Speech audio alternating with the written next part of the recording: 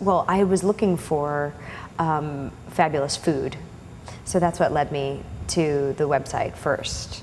And it was the catering company, it was the pictures of the food and the reviews that were online, and then it was then I noticed that it was attached to the space, and my mother talked to Dan on the phone, and she said, I have this wonderful feeling about Dan. I feel like I can trust him. I feel like he's immediately warm and available and open.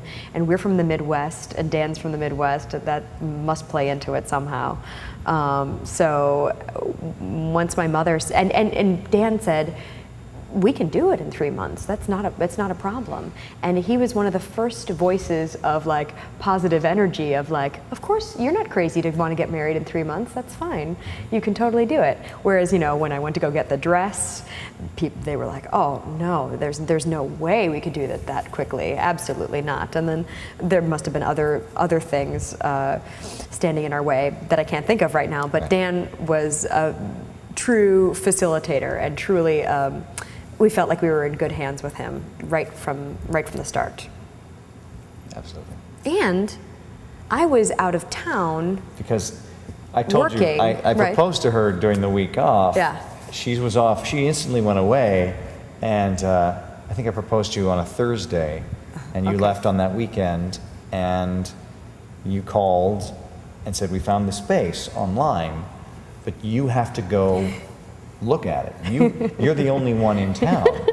You have to go check it out. Yeah. And I'm like, okay. How often does that happen? Like the groom comes to check it out instead of the bride. Usually brides are all over it and everything. And I was like, how about you do it? Yeah, I'm a little like, okay, I'm out of my depth here, but I'll take my camera and I will take photos. And you took little videos. Take little videos. Yep. I will find a way to be the eyes in a situation where I don't necessarily feel I'm the best judge of things.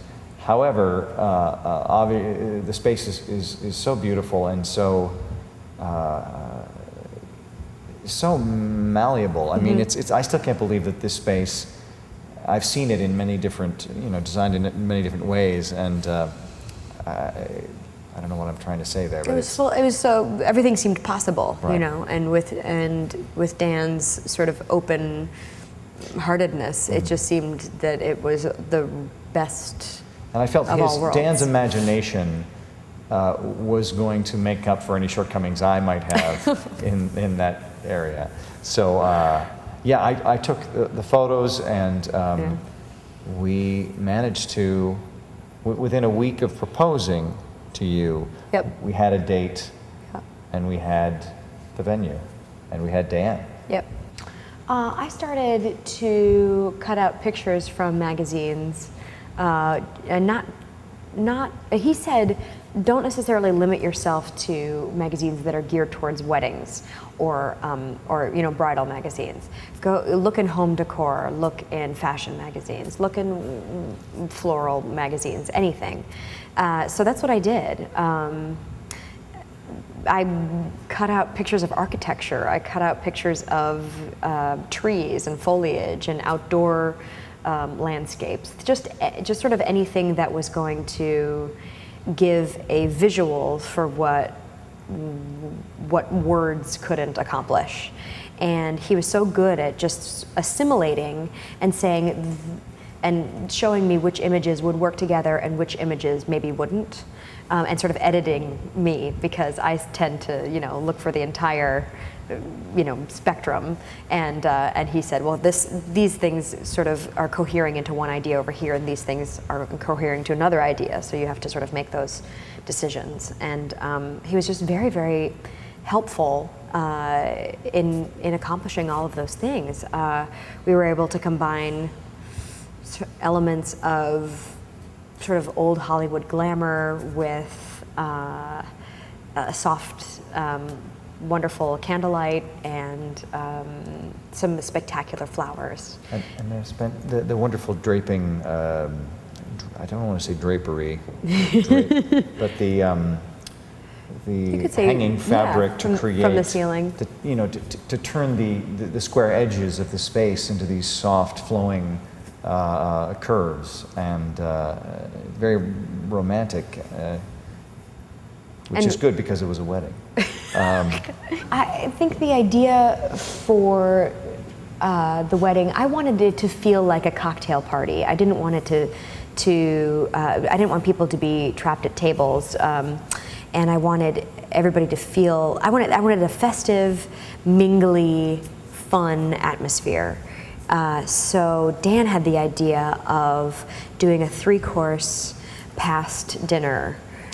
So everything that everybody ate that night, and there were many, many different choices, could be eaten with one hand and standing up.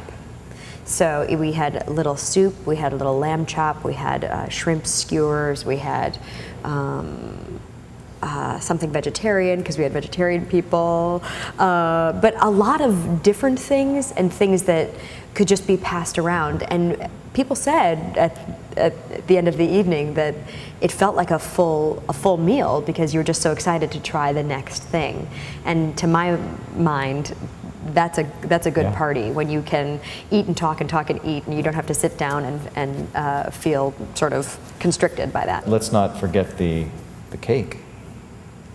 The cake, the meal the coup de grace. What? So instead of a cake, we had a four-tiered presentation of cupcakes.